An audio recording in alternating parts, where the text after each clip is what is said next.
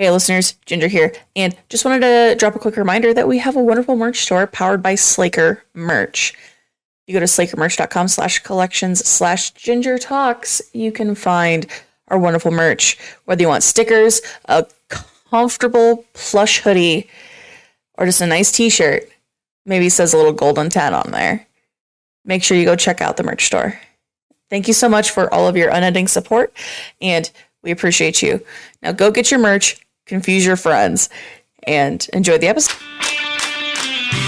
Welcome to the GingerTalks podcast with GingerSnap67 and Druid Knowledge. And now, here's Ginger. Hello, everybody, and welcome to the GingerTalks podcast. My name is Ginger Snaps, and joining me, as always, Druid, my buddy, my man. How the hell are you? All right, before I start, I've got an important notice to make. Oh, shit. And that is, for all your rare coins, gold, silver, and appraisal needs, maybe you find yourself in Lee's Summit, Missouri. Talk to Ted Regal, president of Backus & Rockwell Rare Coins Incorporated. At Backus & Rockwell, we'll know when you're spent. Was that good? How's that for fantastic. That was fantastic. I'm hoping. So we met Ted Regal at the weekend, and I'm hoping Ted becomes like a beloved extended arm of the podcast. I would love that. I can't wait to look at like the locations of all of our listeners and see just an explosion in Lee Summit. You know, Lee Summit, let me fucking hear ya. Woo, woo, woo, woo. You know, like Lee's Summit. If you find yourselves in Lee's Summit and you ever find yourself in need for rare coins, gold, or various appraisals, Ted's your man. You know, I got very drunk while speaking to Ted. It was an embarrassing moment because I bought this guy a round of drinks before and you know, I could tell that he was a man of some esteem, but he basically, I ended up saying like, oh, get a little bit more expensive a whiskey than I'll usually buy. It was like 3 whiskeys, the equivalent of $60. I'm like screaming inside. And then, only then do I find out the guy fucking deals in used gold, and I'm the asshole buying the round. So here's the thing that I will tell you though is, having someone that I know in my life who collects old and like rare money that is worth more than face value, who lives in Missouri. No, like, fucking way. Yeah, like I used to like look for like wheat pennies and things, and like so I definitely know the exact type of person you're describing. If he is not in bed with Ted, then he had, you know what I mean, like financially. You know that old Wall Street saying, we're in bed. Right. You know, meaning that you do hookers and blow together. Well, if he's not in bed with Ted, then he needs to get himself off to Backus & Rockwell, rare coins, gold, silver, appraisals, everything in between. And a nice hand shandy in the midst of a wedding bathroom situation, if you buy him a round of drinks. I dig it. I fucking dig it. You bet. Because you're stuck with it. Well, I mean, I think it's funny. I love it. Can I just say, one of the most coherent intros I've ever had. I think I'm on a fucking roll. And do you know, just to keep that sliding in, like Johnny Sins slides into his tax returns, I'm going to slide in even further and deeply penetrate the meat of the situation, which is next to me. We have our guest, also met Ted Regal at the weekend. We've got Jack. Hello, Jack. Welcome to the show. Hello. Thank you for having me. It's a pleasure to be here. You know, this is how it's going to go. That was a lovely, innocent fluster to begin with. I know. as this time goes, that you're going to devolve into like something else. Like, because Jack and I are, when we get together in certain social situations where we had to figure each other out, I think. Is that fair to say? I'm still trying, but yes. Yeah, well, how can you decode a mind such as this? But I mean, like, we had to figure each other out. Yeah. Well, when we figured each other out, sorry, I'm belching on the camera. Oh God, it's not even a camera. Okay, when we figured each other out, I felt that we found a kinship in a situation that could have, we so I'm loving a broken place. See, this is why I knew he would be perfect for this. He's glib, he's quick on the mark. So hey, Ginger, please take the reins. I'm talking way too much. So Jack, welcome. It's absolutely a pleasure to have you here. I guess. So cat's out of the bag. You two know each other away from the internet. How do you guys know each other? I guess for the listeners at home and as well as myself. Yeah. So we met offline. We met through our partners. Our girlfriends grew up together. Oh. And we were the awkward plus ones at enough events that eventually we just bonded on getting wrecked. We were like, yeah, let's just get fucked up again. yeah, that's And the friendship blossomed.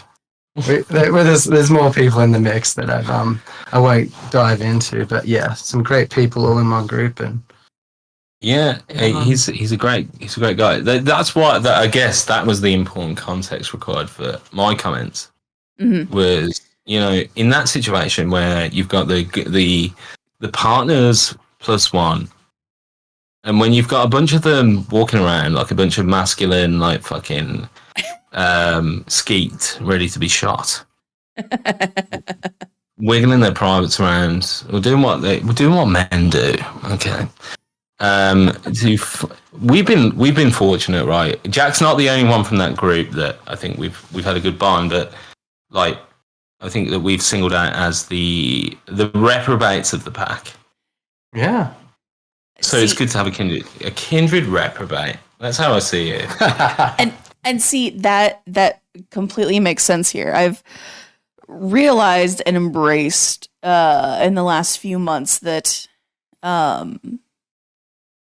my friends and I can just be absolute degenerates in the best way possible. Like, we're not breaking the law, we're not causing harm to other people, but we are just degenerate humans, and it's just so much fun. And like, I'm finding those kinds of people away from the internet as well, who Chase, if you're listening to this, hey buddy, I love you.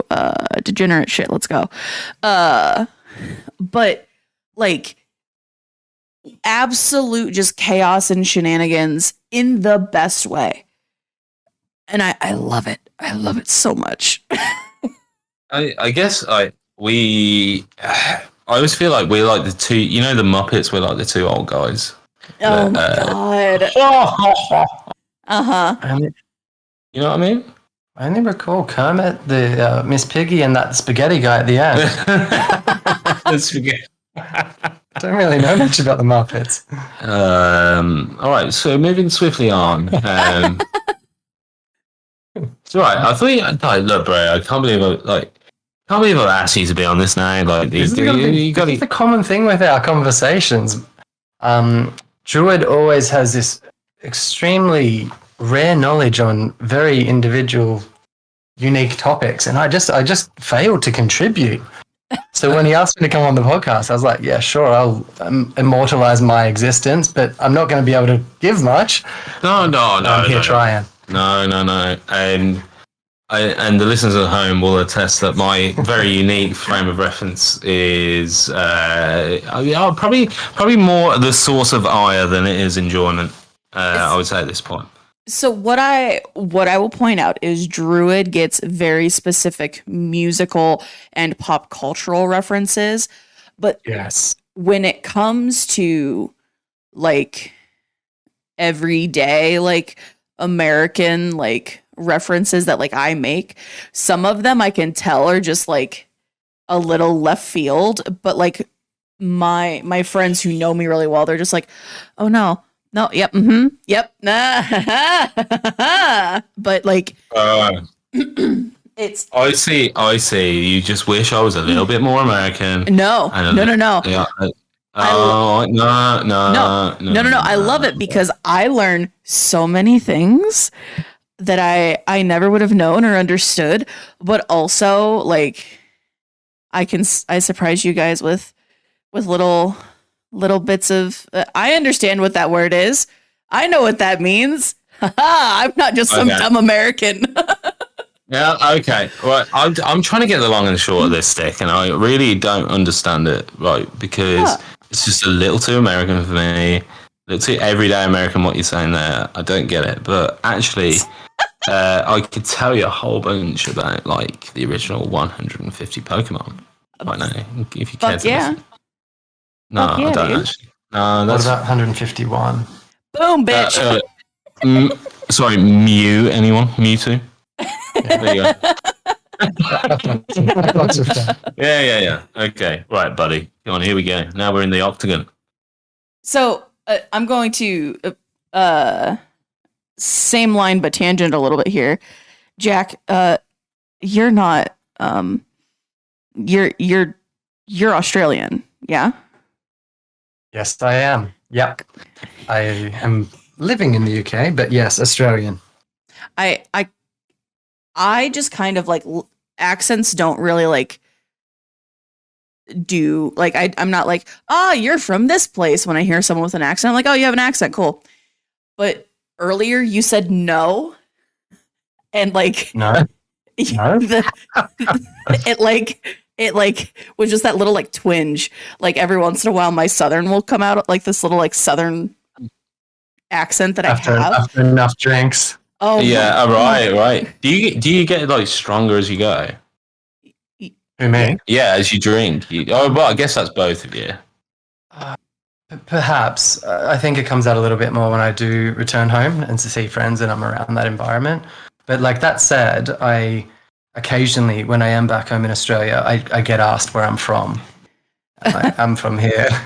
Right, really? Yeah, so I don't have the thickest Australian that was going to be my lead-up question, because I think Australians get this quite a bit. Do people from other parts of the world, assume you're British?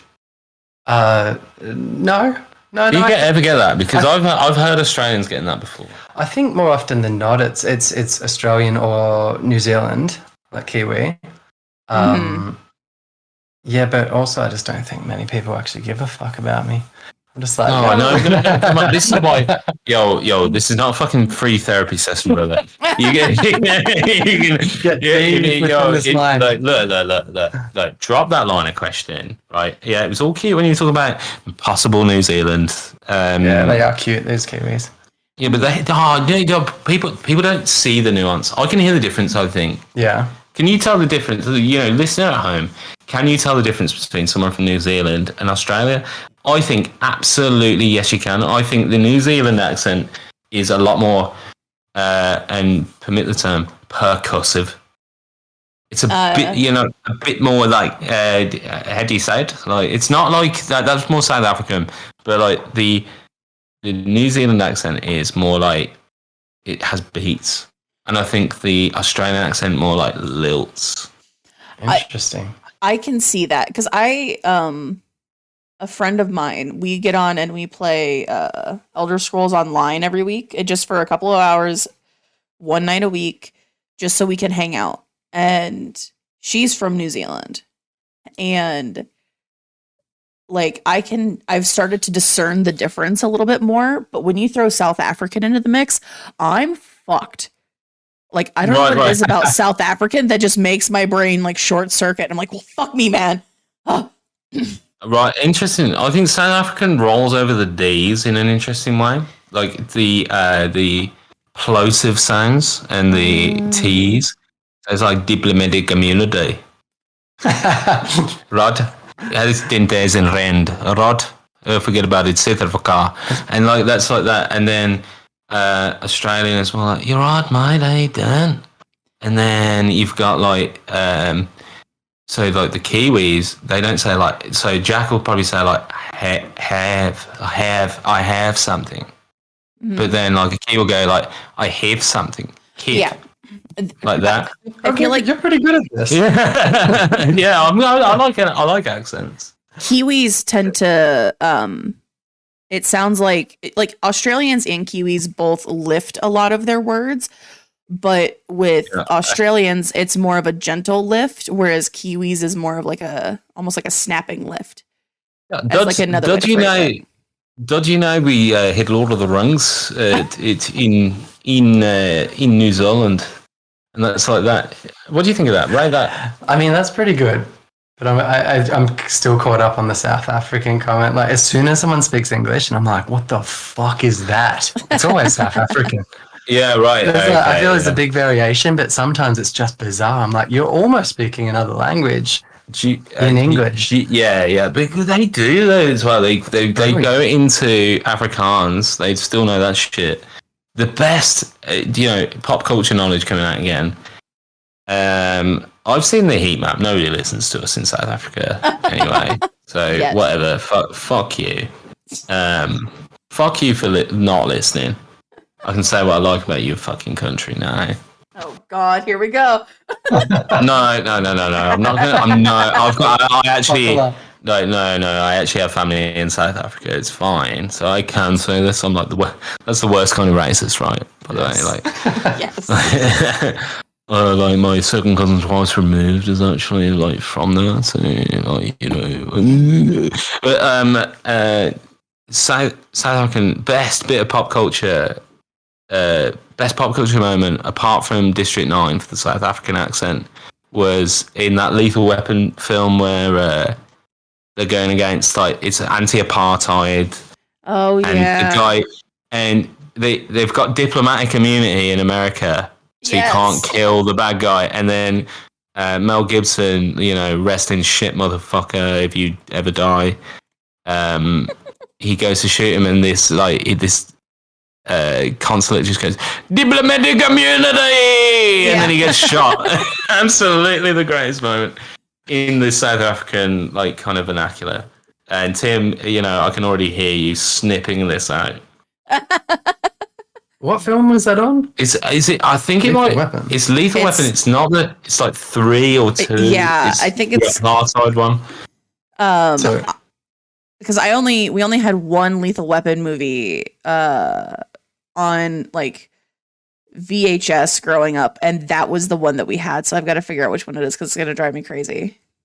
Oh, it's got to be 3. I think Or is it's 3 going to be? Is 3 going to be 2 90s? Because it's very much against apartheid. This movie. I mean, in Australia, like anyone 35 and under probably just knows one roller coaster at a theme park called Movie World. It's the Lethal Weapon, and this thing just fucks you up. It's like how you get off a roller coaster and you either had a great time or you've got a thrashing headache. It's the thrashing headache. But all of them get updated, and that's the one that just keeps going. Like they just won't replace it or update it. Even a new coat of paint, they're like, no. Do you know that's like the metaphor for something like right there, just the roller coaster that keeps on going. Almost sound like Fred Durst there. But yeah, that was one. Yeah, that was one. Roll. Just one of those days. Gotta be this tall to ride. I have a meme on my phone from I don't even know how long ago, and the stereotypical white girl thing where it's like they've got the letters hanging up in their living room that say "Live, laugh, love." Oh yeah. Hey, we've got some of those up now. Yeah, I got that tattooed. Yeah. Yeah, I know the one. Yeah, So- sorry, that was it. No, it's okay. Did not find that music. The meme is live, laugh, Limp Biscuit Oh. in the Yeah. Limp Biscuit font. Oh. What do you think Mrs. Knowledge would think of that decal being on in this room? Because I would have that. I'm going to vote against. Oh, Oh, bro, you know what? He's been such a couples plus one right now that I can't even believe it. Right. Yeah, I just I'm want gonna to give piss you a off. pleasure moment of Limp Bizkit. There was a period, but like now I'm just embarrassed. I never I'm fucking cringe. liked them. Is that? And do you know? Here's the two acts that nobody ever believes me that I didn't like because they're like, oh fucking hell, everyone likes them. Limp Bizkit and Blink-182 did never like that either of them. What? You can't not like Blink.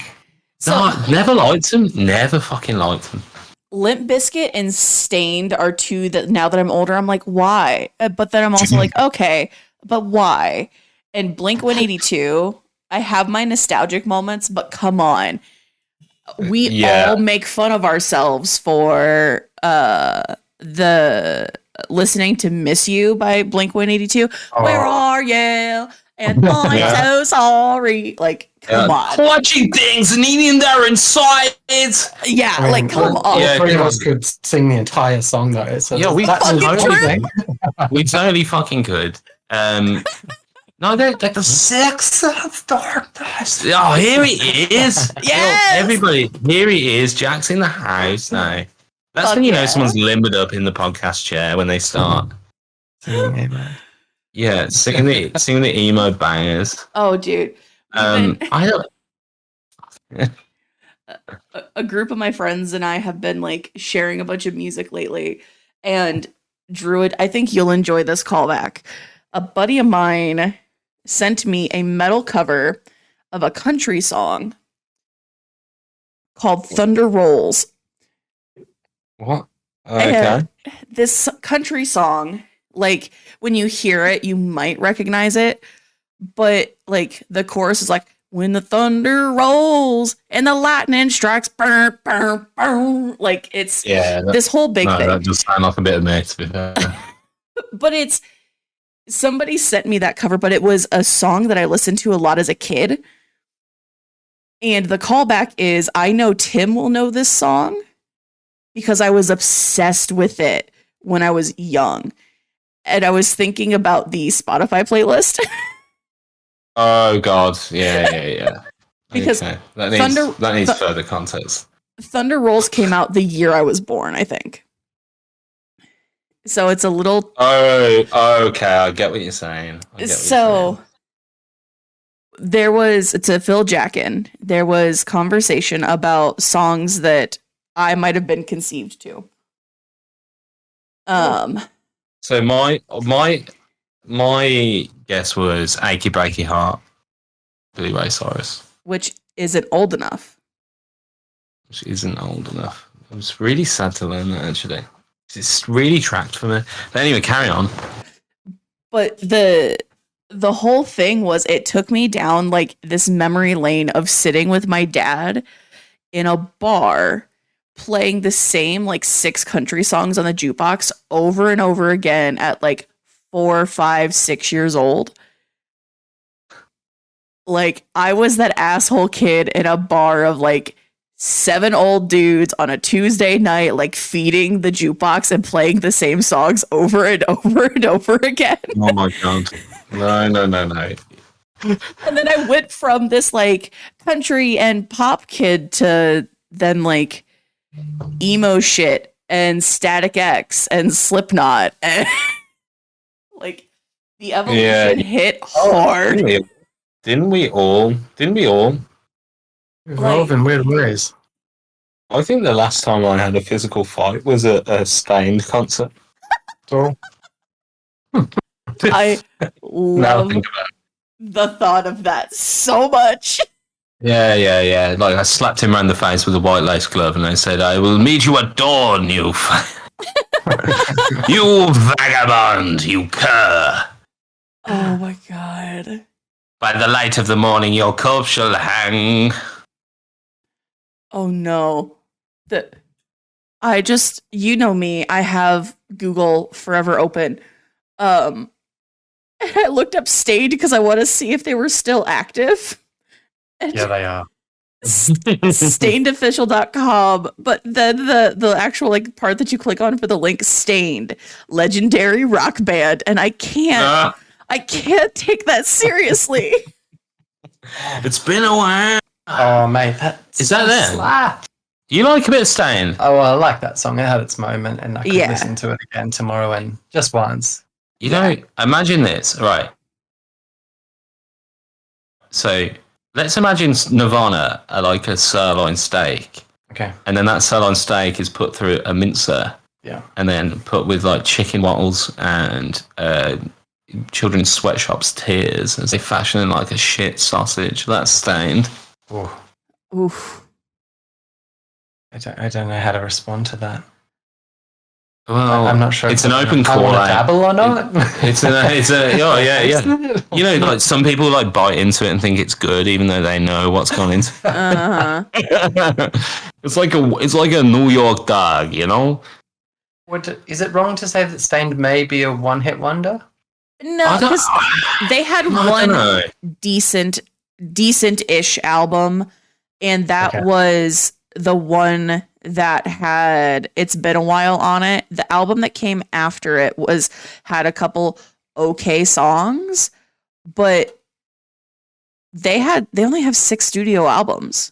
They've been active since 95. Yeah, but they get laid. They would tour so hard. Yo. Yeah. Transition. No, I'm actually just caught up in a thought from earlier. Like, Ginger mentioned the jukebox, and she was like putting 7 songs on in a row. Yeah. I was like, what? Those things play CDs. What the fuck do they do when no one's playing? Do they just pick random songs and random CDs? And they do. Yeah. Oh, yeah. I knew we didn't all sit there in silence, but fuck. Yeah, it'll just pick a random song, like a random disc, and just kind of rotate. Bring them back. CD jukebox. Bring back yeah. I mean, it's not romantic. A CD is not a vinyl. No. But like, accessible. we're gonna pivot the whole way around, and CDs are gonna be like coveted, man. Oh, the person who's got like 1,700 Blu-ray DVDs is going to be lord of the town. Yeah, 100%. He's gonna have like one of those like dusty books. Yeah, we're all children of the 90s. Mm. Those dusty. Are you from the 90s? Yeah, 100%. I'm not that old. You open up the dusty book with all the discs in it. Uh-huh. Do you know what? Like, I can totally see the practicality in that, but also like never like them. Oh, They're good if you burnt your own CDs. yes. Right? Yeah. We called them CD Bibles in my household, and my mom had one. My brother had one of the big ones that was 4 discs to a page, and it housed all of his CDs. And I used to go through and like pick out CDs, and I would like play a CD for one song that I really liked, and then like we'd listen to the whole CD anyway. But like, I was like, man, all I gotta do these other songs.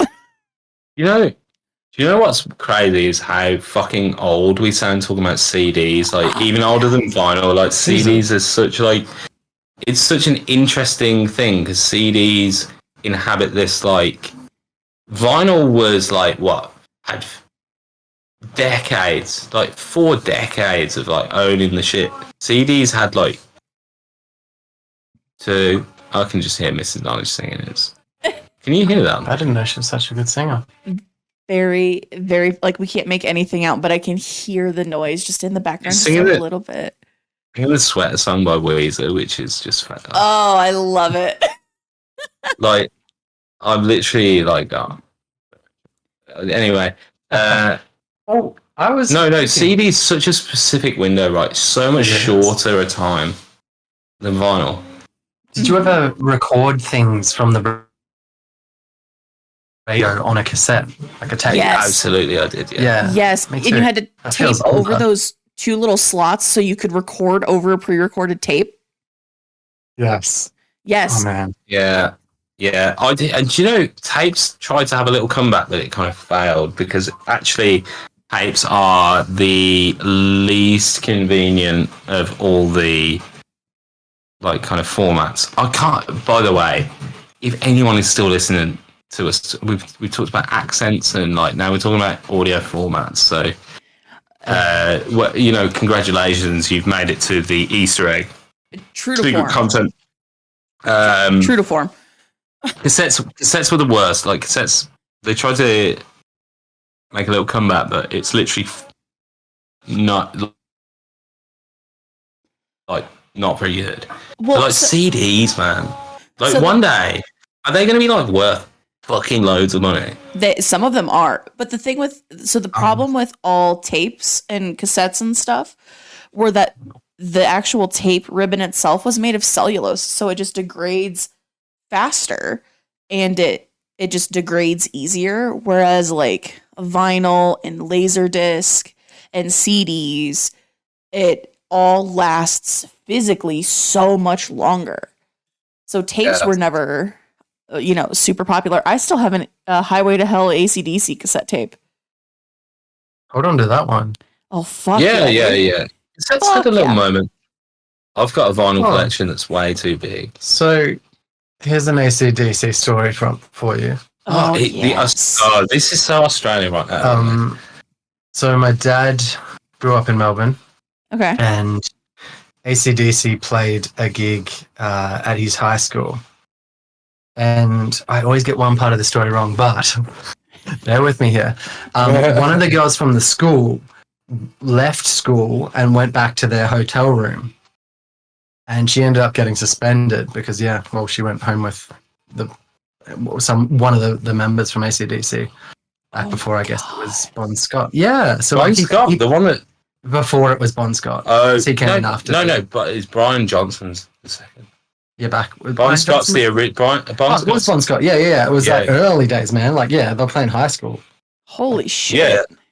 Yeah, imagine just seeing them at your fucking high school. That'd be sick. Listen to this. Do you know what? Ginger, don't you think he's fitting like a hand in a glove? I love exactly. This is what people want to hear that listen to this podcast. I don't know for sure, but I am pretty sure. I was going for dick in a slipper, but I'll take that. Dick in a slipper. Yeah. Oh my god. Okay, let's wrap up. And that was the Ginger Talks podcast. I'm sorry, my brain broke on that one. I just the wheels were just spinning. I couldn't go anywhere. I think that's a podcast like that. I don't know why. Like, we've heard worse things than that. Uh-huh. I just didn't like the image of it. Do you know what I mean? Yeah. I did not like the image of that. Thank you, bro. Thank you. Someone had to keep it real.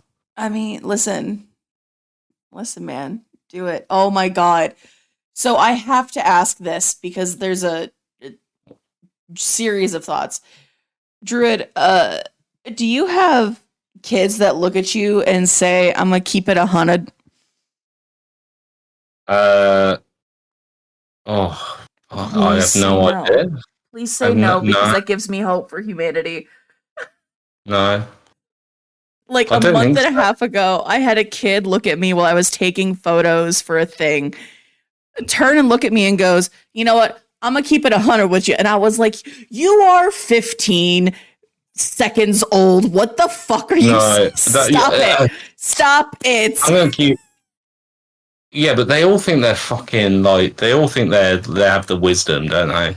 That's the thing. Oh my god. Well, they all think that... they try and they're like, sir, you need to do this for a good lesson. I'm like, you are. Look, I'm teaching you. This is where kids are at, is that they, they've got, I'll say it again, I've said it a million times, they've got the, I want to talk to the manager mentality. Yes. Yeah, everyone's a fucking Google reviewer. Oh my god. Kids are no different. They're like, I think you can do this better. And I'm like, I'm not looking for your feedback, brother. Maybe you should be. Maybe you should take it all on board until you just fucking if I took and start killing people. If I took every bit of feedback from the kids on board, I would end up doing a Fortnite dance at the front of the room. Yeah, you would. I'm with the kids on this one. Yeah, I'd end up the future is bright.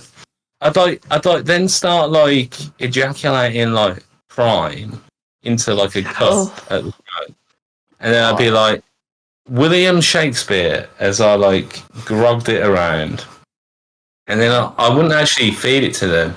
I would just put it in my own mouth and then spit it out, and then make a video where I make paella from the top down with my smartphone, and that is me just turning into a walking, talking TikTok video.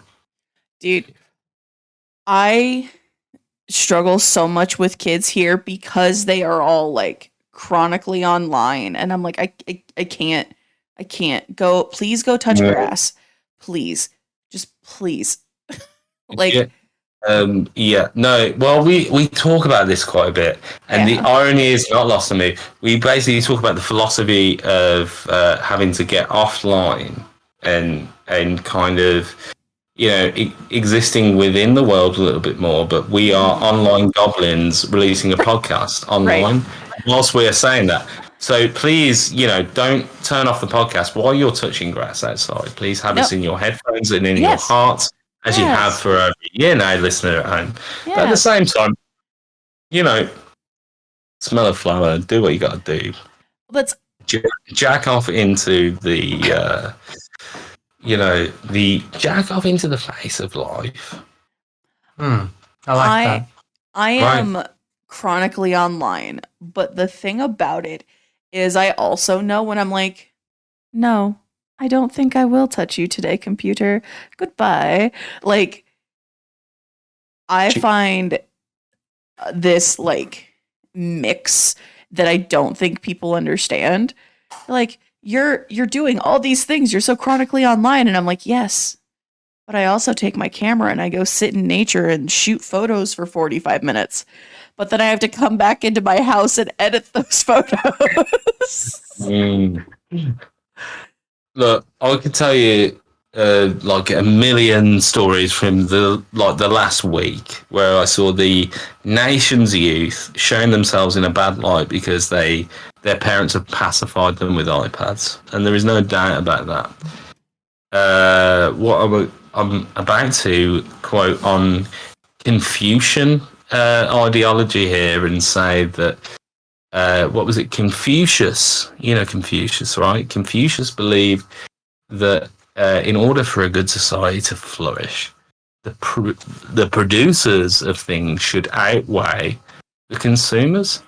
And the current state of technology farms consumers like nobody's business. So you're left in this Ouroboros snake eating its own tail, where people live to consume, and you see them living and dying by a glow of a fucking idle screen that's selling them something.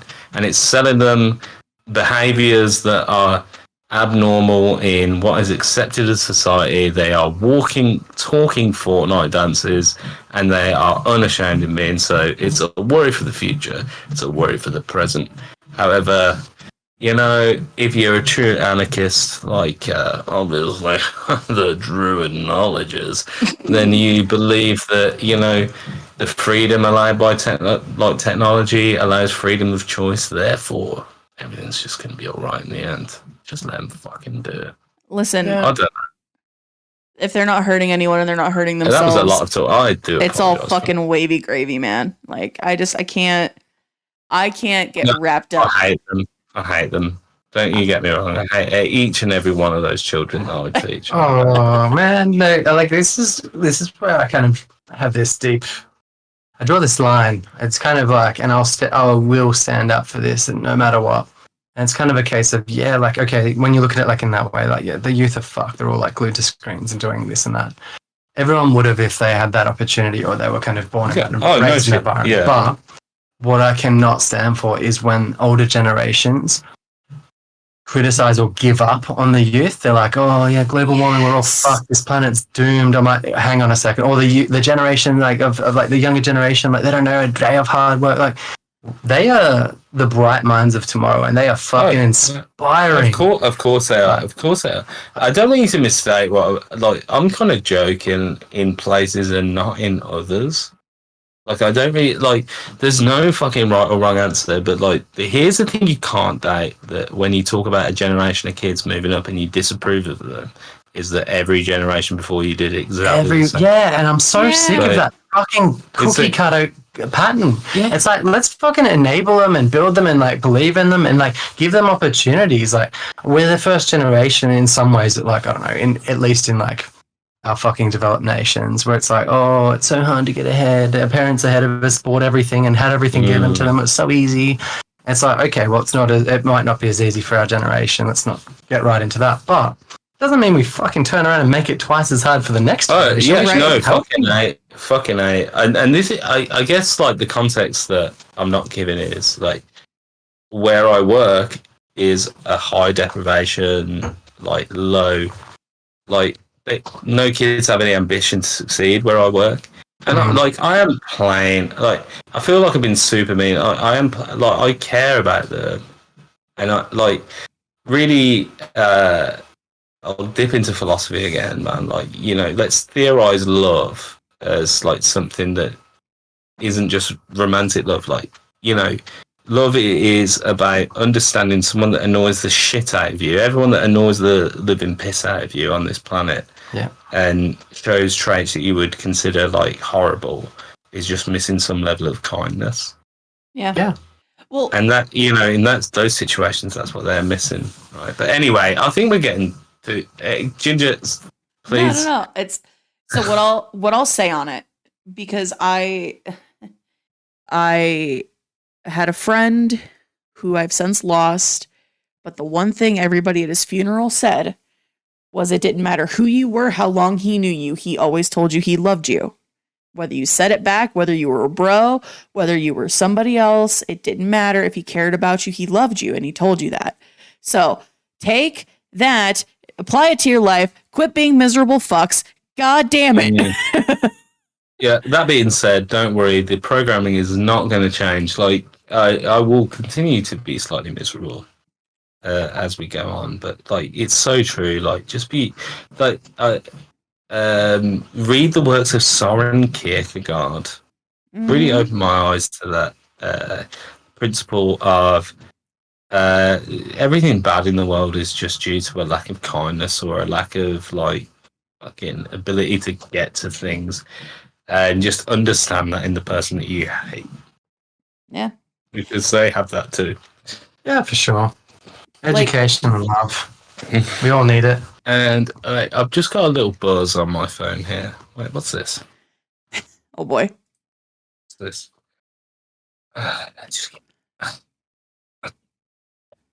Wait, what's this? A little buzz on my phone. And if you want your enemies or fiends in your life turned down to carbon and turned into precious jewels, go no further than Bacchus and Rockwell Rare Coins Incorporated. Just call Ted Regal on 524-7855 in Lee's Summit, Missouri, and you too can be a bitter and twisted individual with something to look at. That's Bacchus and Rockwell Rare Coins Incorporated. All your gold needs sorted today. And now it's time for an ad break. Hey, listeners, Ginger here. Just wanted to say thank you so much for listening to the podcast. We've really made an effort to try to up the quality of the podcast in all forms. And I just want to take a moment and say thank you. And a special thank you to our wonderful patrons over at our Patreon. If you'd like to support us and help us make even more improvements and make this podcast even better, please consider go checking out our Patreon, patreon.com/GingerTalks. We have a couple of different tiers where you can get priority access for guest questions, as well as hear episodes of Little Snaps, which is our Patreon exclusive, where we take stuff that's been cut out of the episode and put it out on Patreon just for you. If you would like to hear the first episode of Little Snaps, you can actually listen to it for free, exactly where you're listening to this podcast right now.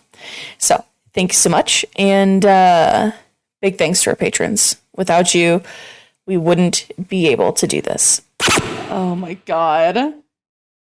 How was that? That was fabulous. You did it to me for once. I'm proud of you. Shameless plug. Respect. You know, when you get the Bacchus and Rockwell business card, you better fucking deliver a fucking couple of promos on your podcast. Yeah. Situated in the Midwest, no less. Oh my God. Well, that makes me giggle because I actually had a pile of business cards fall on my desk before we started recording. Why are you in like an American Psycho remake? What is this? I have collected business cards. I'm sorry, I network a lot. It's just a thing that I do. So this is making sense why you said the fucking word Rolodex to me, I because know. you literally have one. I was gonna make a joke about it. So get this. There's a 6-hour time difference, listeners, between Druid and I. So for Druid, this morning on his way to work, he sends me a message. Hey, you got time for a quick chat? I haven't been to bed yet. And he's calling me on his way to work. So I'm getting ready for bed. And he's been up starting his day. And I'm reminded that I'm just like a sleepless goblin. Well, as I said, the shoe was on the other fucking foot for once, because I'm the sleepless goblin on this podcast. Like, nobody fucking hears that side of your personality. They just hear me, and I assume that people that listen to this podcast just think I'm like a Dickensian ghost. Could you imagine if we recorded this podcast face to face all the time, like in the same room? Well, I mean, like, do you think it would change the dynamic? What do you think of the dynamic? Like, Jack, you've never listened, right? That's true. I'm not a big podcast listener, but I might take it up after this. No, I like the dynamic a lot. I think it because you two haven't met in person before, have you? No. Absolutely not. Yeah, I think that's kind of cool. I think that keeps an edge to it that's just unique. Do you think if we met in real life, it would like spoil it Completely. Oh, well, fuck. Nah, live your best lives, and if that means meeting up, which I think it would, then definitely link up somewhere. You know, though. It's cool. So I like the origin story, and I like I'm enjoying what I'm witnessing. So this is sick. It's in the stars that eventually Ginger's gonna. I mean, I don't know. I don't know if I'm assuming too much. I keep bringing it up. No, so I guess just kind of being real, I was supposed to get my passport when I filed my taxes, but my state absolutely bent me over and fucked me on small business taxes. So I didn't get a return, and I ended up having to pay like $700 in taxes. So the passport's coming. Once I have the passport, then we're a step closer. But that's He's coming back. Yeah. I said. It still sounds better than the than getting fucked by the dude from Stained. Yeah, well, you know what? Nah, that was a really good callback. Well, because like I had this moment last weekend. So I don't know if Druid has told you, but I paint. And I do Nice one. I do abstracts. I don't do like portraits. I don't paint like traditional like physical things. Yeah. But by the way, still waiting for that portrait, man. I know, dude. I have some things that I'm working on. I'm looking at like packaging and reasonable shipping and stuff like that. So I want to make sure everything's protected before I send it off. To be fair, off the pod, please, Karen. Yeah. Looks like a job for producer Tim. But I do these abstracts, and over the weekend, last weekend, I painted my absolute best friend in the whole world. I've known him since college. I've known him longer than I knew my ex-wife. Like, he is someone who is 100% not on social medias. He doesn't do anything in the way of like, he understands like I've wanted to create content. He does not want to be involved at all. He wants to just kind of live his life.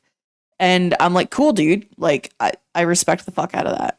Well, I painted him. I've never painted him in all the years I've been doing this. And because every time I brought it up, he was just like, no, don't. It's fine. And so I finally was just like, no, fuck you. But it was the first time since I started painting it like this in 12 years that I actually dipped my fingers in the paint itself, and I painted the entire thing with just my fingers, no brushes.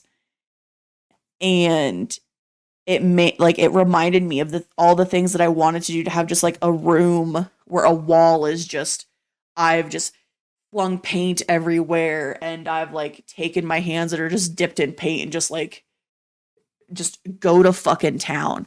Like, it kind of reignited that, and I'm like, oh, I need this so bad. And are you impressed with your finger painting? Dude, I actually am. It's because you wouldn't tell. It just looks like I didn't use very defined brushes. It's Right. It's You know, wild. the least defined brushes of all. The ones, the ones that God gave you. I'm actually That's so cool. I got hearing the passion on that is just like, if anyone wants to hate on that, that is just like the passion on that was just the coolest. Like slapping that wall and painting it and like hands in. I couldn't help but think of like, it reminded me of that film, The Notebook. I feel like there's a house that he builds from hand for the girl of his dreams, and there's a paint studio at the back or something. I was just picturing that. I was like, that is romantic. That is awesome. Yeah. So I just sent a picture of it. We got it. Oh shit! Yeah. Yeah, it's cool. That is so nice. So my abstracts, what it is, it's how I like visualize and feel about people. So every color, every stroke, every motion, every layer, every movement means something. But yeah. I remember you streaming the one you did with me, and we didn't know each other as well at that time. Mm-hmm. I remember thinking, like, when you were talking through why you did everything you did, it made total sense. You had it pegged like straight away. Yeah, because it's you fucking know what's going on. You do. Yeah, it's how I show my like emotion and like how I read people. And I know we've talked about this on the pod before, but like I get a bug up my ass and I'm like, no, I need to paint, and I need to paint this person and this person and this person and this person. And I have to get it out. I have to do it. Or this person's been on my mind. If I don't do it, I can't like stop thinking about it. And the more I get to know someone, the more it changes and it shifts into something different. When you get that feeling, what's the bigger pull? Is it like painting that person, or is it being just the painting itself? It's painting. Typically, it's like I'll get the urge to paint, and then I'll go, okay, so who is it that I'm really wanting to paint? Because it's either someone has been on my mind, or I can't figure something out, or I've learned something, or like I have this emotion about someone that I need to get out. Out of curiosity, as a painter, how do you like get better at it other than practice? Is it purely like just by doing it that you kind of learn new techniques or experience new things, or is it like, is there some theory that goes on behind it? I'm just curious. So like, do people kind of like, follow blogs and shit?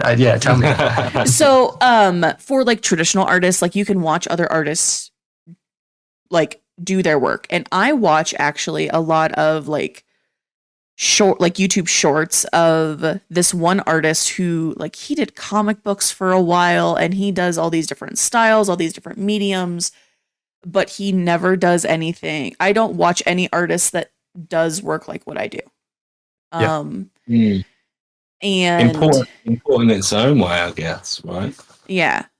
And it's so like I learned of a new type of paint that I never even thought about, that can be a little bit difficult to work with, called gouache, where you kind of water it down. It's sort of like watercolors. The more water you add, the sheerer it gets. And I started playing with it. And in learning how gouache worked, I became more comfortable with doing different things with my acrylics.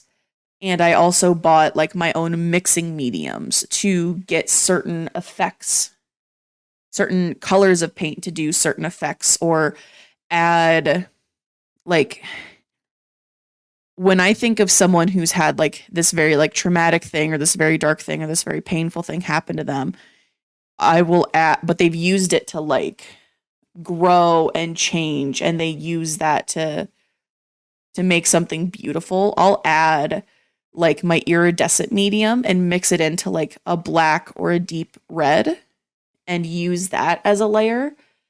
But I also have like a metallic black, but the metallic and the iridescent are used for different things, different feelings and emotions.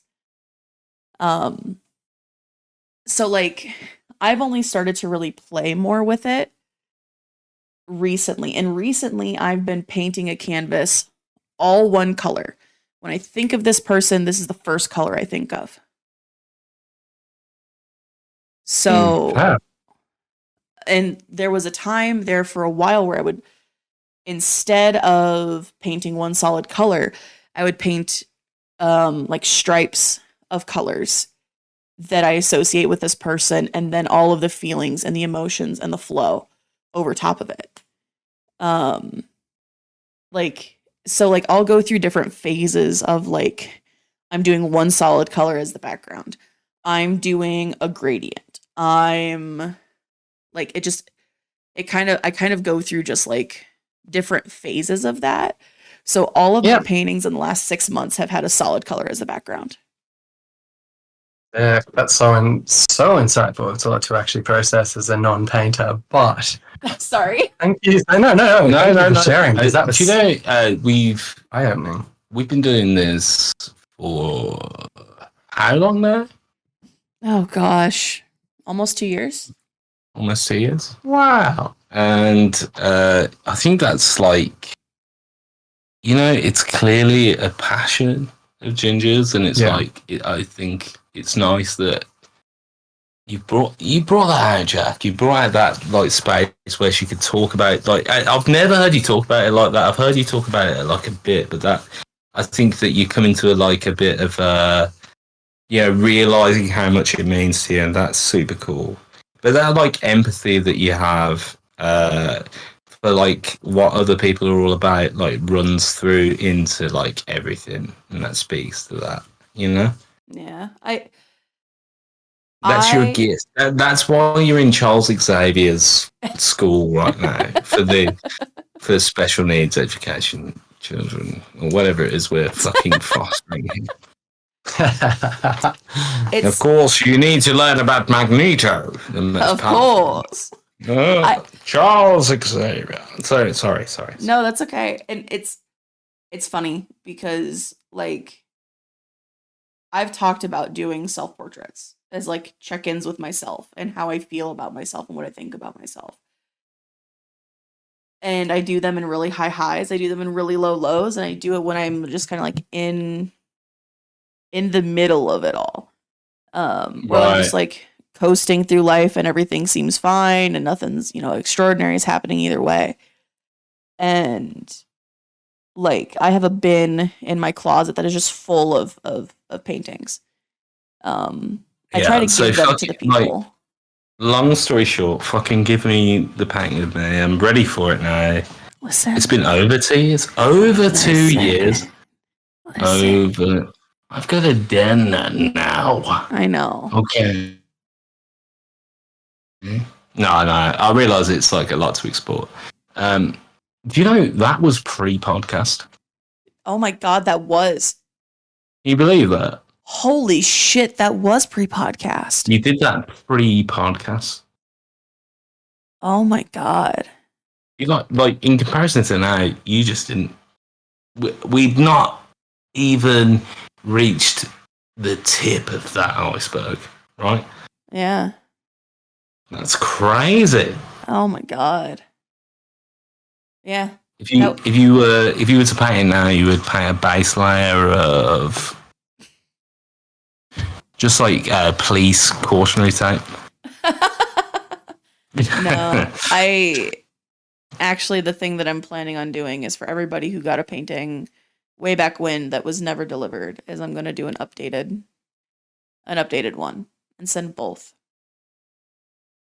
Well, Jesus fucking Christ! I can't wait know. to see. The only portrait anyone's ever done. I think my friends tuned in. So Ginger did a portrait of me. Yeah.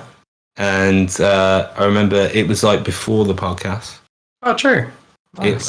My friends tuned in, and I remember to the stream because she painted live on stream. And my friends were so confused as to how she knew me so well.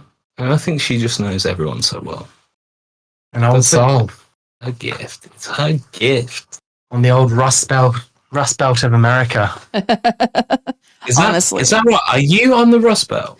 No, I kind of grew up near-ish the Rust Belt. I'm in Midwest. I'm in the northern part of like Tornado Alley.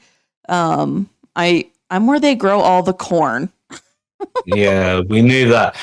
So what the fuck? What does Rust Belt mean?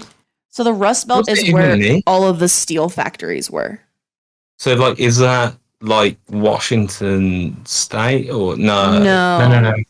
Washington sawmills, isn't it?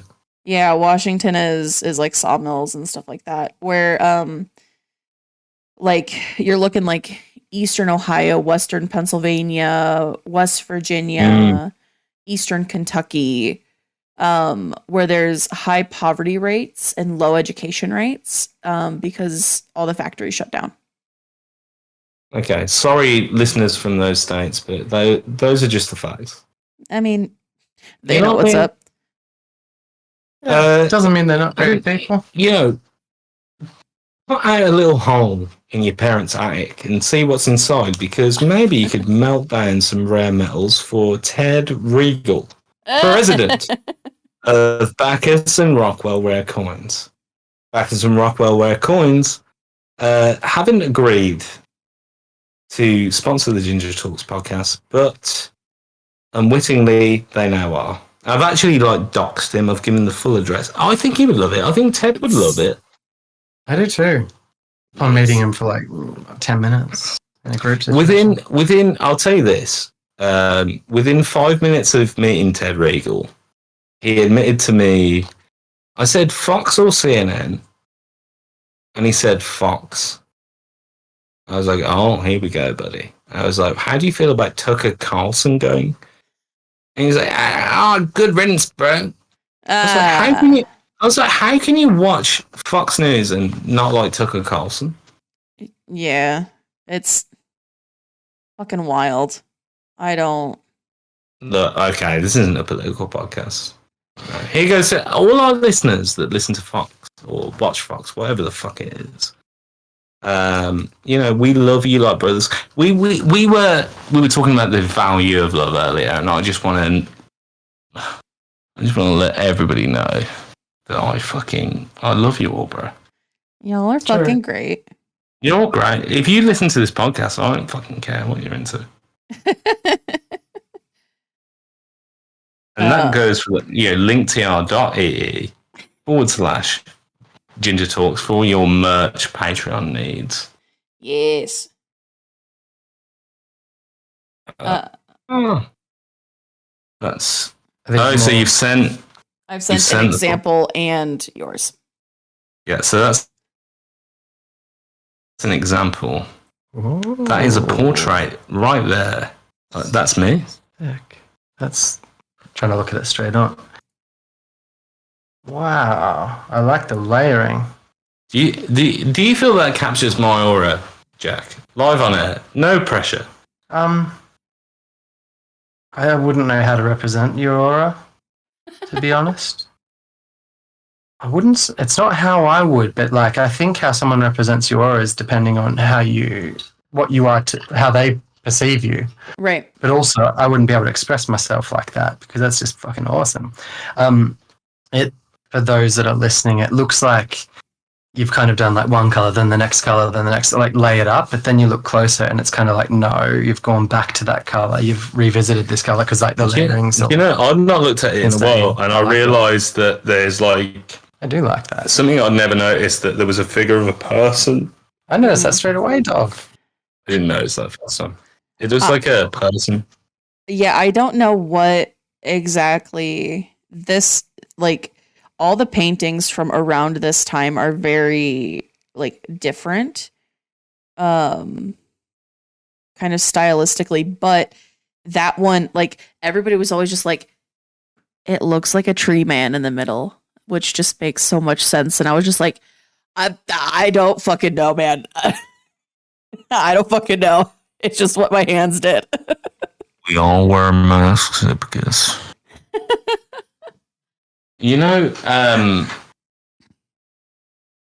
sorry to do a hard pivot.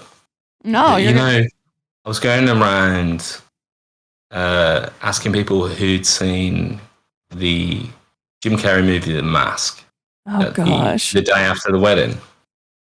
And there were people at the table that hadn't seen it, and that fucked me right up. Really? Can I What? please do a little mask spin off here? What? So 2 weeks ago, right, I got a very cheap flight to Venice. I had a car and drove to Slovenia to go fly fishing. On the way back, Wait a sec. What? Holy shit! That was a whole journey. Wait. There's a What? story here, and it's mask related. This is related to the mask. Yeah, to the mask. What? So bear with me here. I'm going to get through the details to get to the mask part and elaborate more on that. But 2 weeks ago, I was like, oh yeah, I got a 3-day weekend, and I can also work remotely. So I was like, fuck yeah! Like I looked for cheap flights out of the Midlands in the UK, and there was a cheap flight to Venice. So I was like, oh, back and forth. Yep, decided on that. I had a car because I wanted to go fly fishing in Slovenia, which is up the north of Italy, which is where Venice is. So I drove this little Fiat through Italian roads. There are no rules. It's insane. And before coming back, because that was just a Saturday, before coming back, I called my Italian mate who I know is from Venice but lives in Milan for work. It just happened so that he was back that weekend because it was his partner's birthday. So he made a bit of time for me. And on the Sunday night, we caught up for a pizza and just had some nice drinks and stuff. And so I met this guy in Virginia Tech like 12 years ago when we both did a semester abroad. He's a very nice guy. His name's Giuseppe. He's getting married to his to Laura in May next year. Like the invite's already out and stuff. And we're talking about the wedding, and he kind of just went off and I don't know, we're going through details, and he kind of mentioned that he's thinking about dressing, wearing the same suit as the mask to his wedding.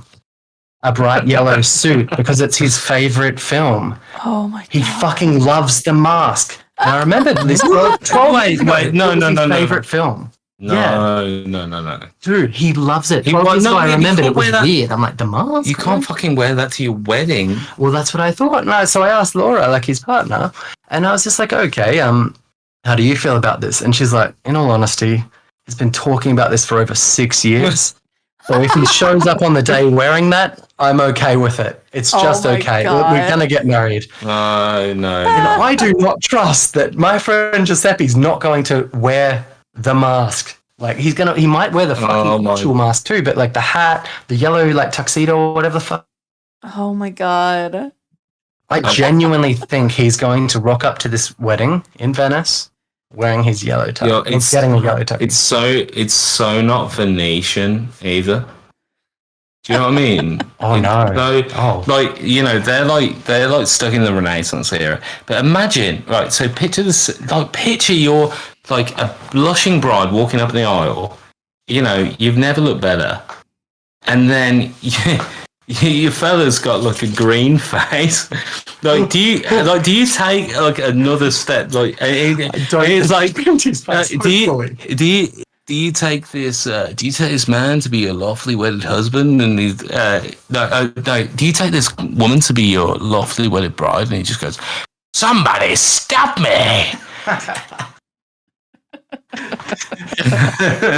So somebody, he's in a broken English Italian. Somebody stop me! May just happen. It may just happen. Listen. Oh my god. I'm not. So the term we've been using lately is I'm not going to yuck someone's yums. Ooh. Whatever makes you happy, do you. I mean, you're the one who has to look at those photos for the rest of your life. Like, I almost wore a tuxedo in my wedding or a black dress. Yeah, but that's, you're not dressing as the fucking mask, are you? I mean, like, unless it was Jackie Chan's tuxedo, that movie.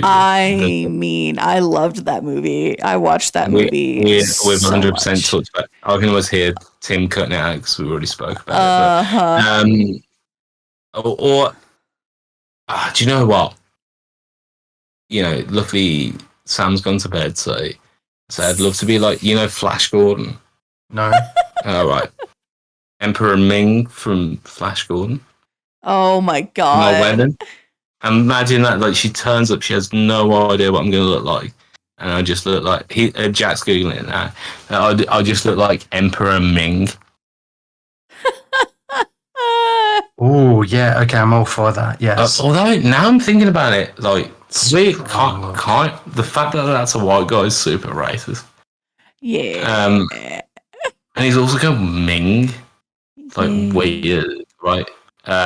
Or I don't know. Like, Jack, if you got married to Amy, yeah, and you had to cosplay at the wedding, what would you like cosplay as? Well, that is a huge question off the top of my head.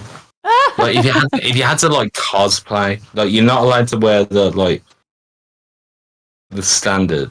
Like Ming the Merciless, like, that's a bit of a weird one. Like, I don't even really like that movie that much, so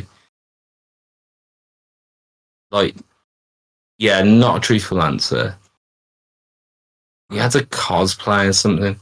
Like, I think I would cosplay as like a Renaissance poet and just like a Jacobean ruff. Imagine like turning up and wearing a Jacobean ruff. I wouldn't mind going as like some form of like cowboy. What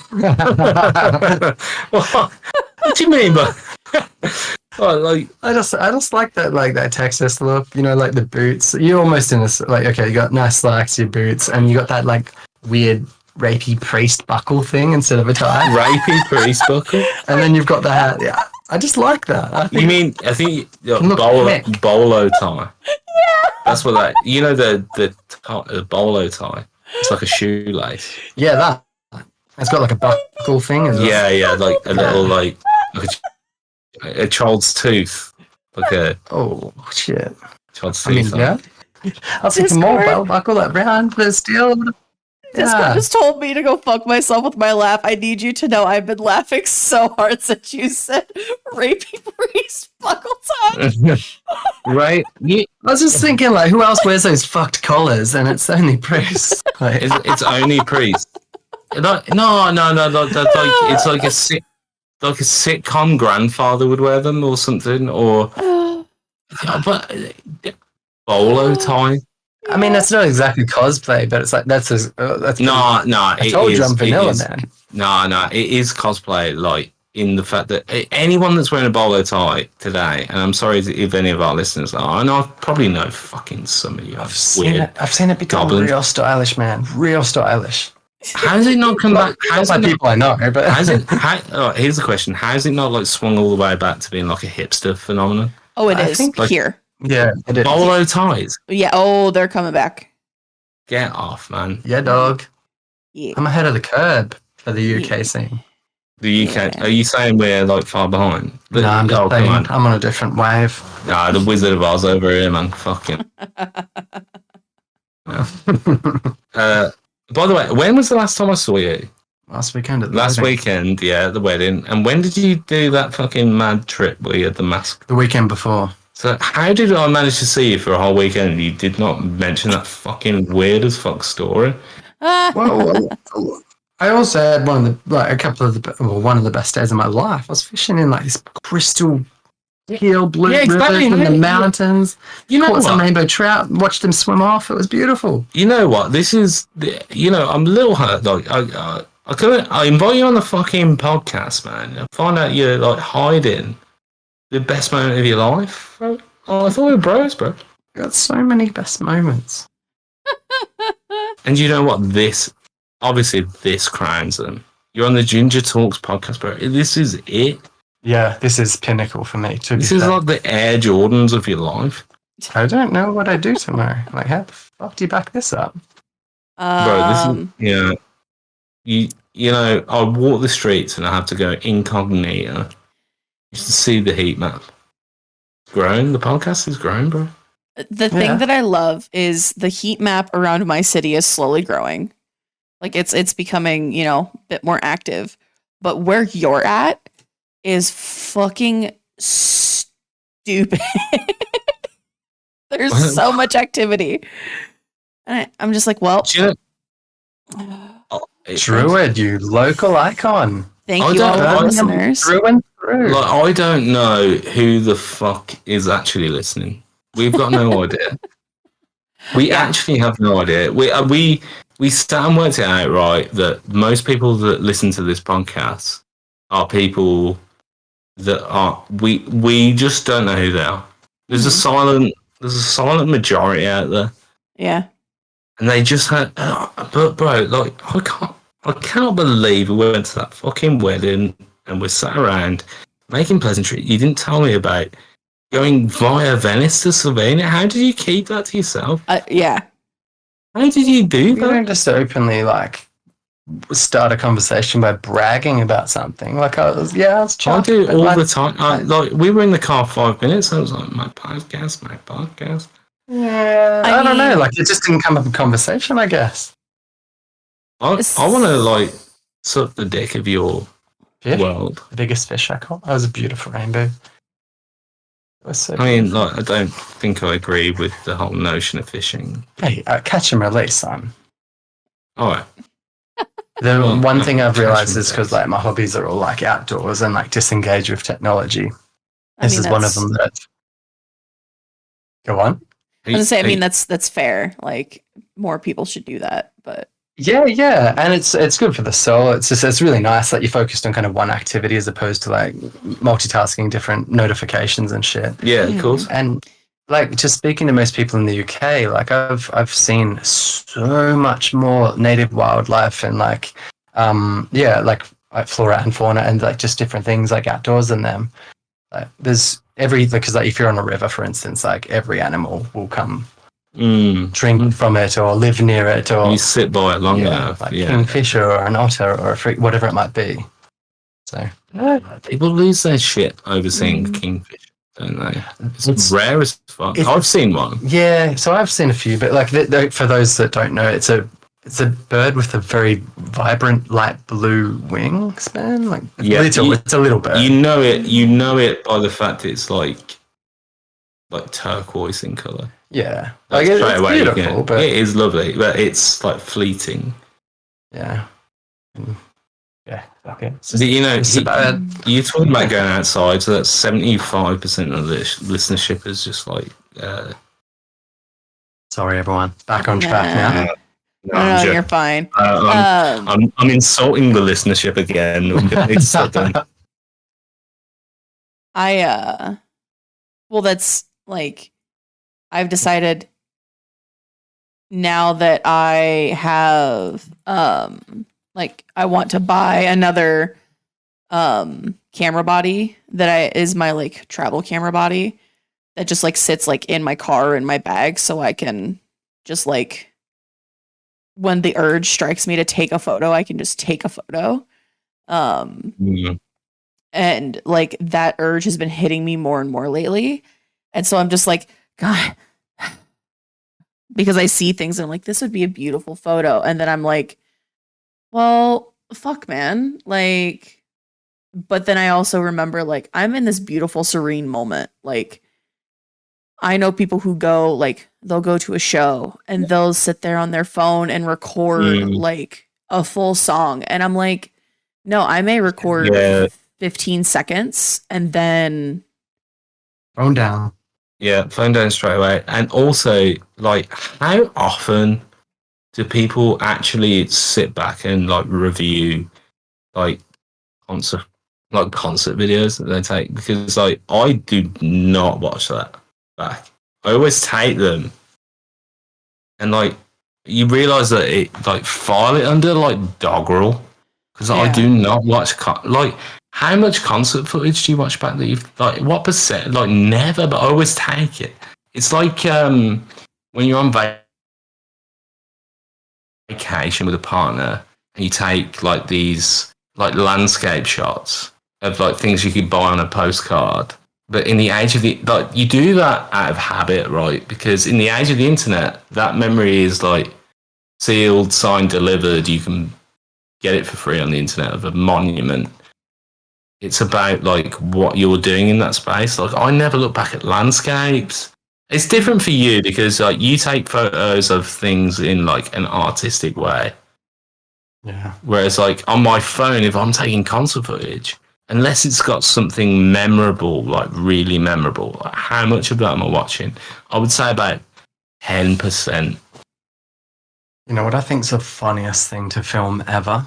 What? I love when people film fireworks shows. Oh, God. Oh my God. Imagine sitting at home watching a fireworks show. Fuck me. Like, Yeah, here's the crackling. Yeah, I don't really understand like fireworks.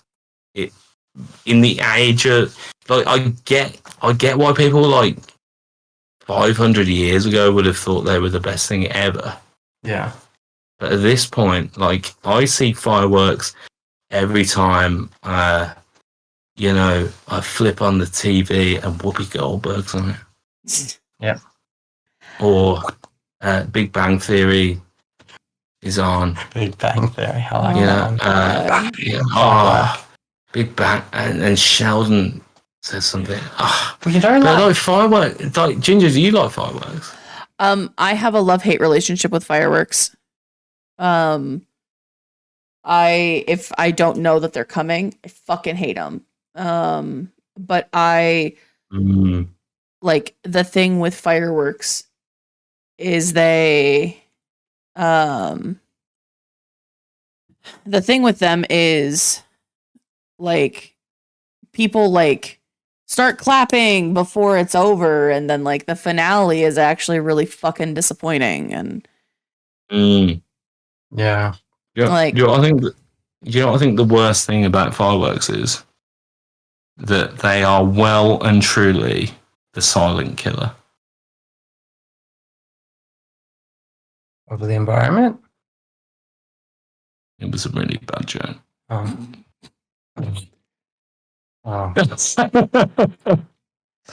So bad. I Come mean, on, that's so bad that it's like surely that's coming around for you. it's Fireworks, the silent killer. it's come around. Okay. It's come around. I was once in the Philippines and there was like a huge parade, just happened to be at the same part in Palawan that day.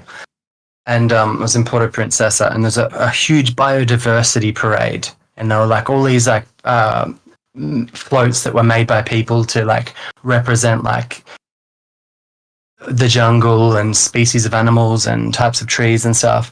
And then to top it all off at the end of the day, there was like a fucking 1 hour blasting of fireworks and just smoke in the air, and just like, Jesus. I was like, you don't quite grasp like biodiversity and the environment, and like, fireworks. It's a matter of time though, because fireworks will be replaced by those huge synchronized drones shows. Oh, Right. yeah, 100%. Because they can like make pictures and shit. They can be like programmed to do different things. Like, they're incredible. Well, so at time of recording, we've just seen the King's coronation. oh yeah. And he had like dolphins flying in the sky. Like fireworks can't do that. You know, we also in this country, you know, further to that, like we associate fireworks with the guy that tried to blow up the Parliament. Yeah, Guy Right. Fawkes. Yeah. Yeah. I literally was talking about that with someone earlier today. Guy Fawkes. Yeah. We He's always dipping his nose in, isn't he? Icky bugger. we were talking about burning things and fires and lighting the world on fire. Long story. But she started talking about like they have bonfires for Guy Fawkes Day and things like that, and like a big group of people around for a giant bonfire basically. And they're like, do you guys have anything like that over there? And we're like, not for that reason. Maybe to like go get high and commune with nature, or like in our own backyards, but not. Yeah. The tire fire. Like, well, I was talking more about like Burning Man Oh, right. and the entire Bro, burner scene. Are you even a burner? Don't talk to me. Are you a burner, Ginger? I know some burners, and I have some friends who would be like, I feel like you would love burns. And I was like, maybe, but I don't necessarily, I'm not at a point right now where I want to go to a burn. So, like, hey. You play with fire, you're gonna get burned, bro. But hey, like in Scotland, they celebrate Burns Night, and that's for the poet Robert Burns, and they just basically sing a song to a haggis. Interesting. Oh. It's a very different festival, but so I'm gonna just as exhilarating. I think you find I'm actually coming right now. Oh Jesus. God, I'm gonna circle around for a second, because this is something that I've noticed with you, Druid, that doesn't happen with us Americans very often, and I've noticed it with Jack. You guys are just name dropping countries that you guys have been to. So Jack, you're also kind of a well-traveled man, it seems.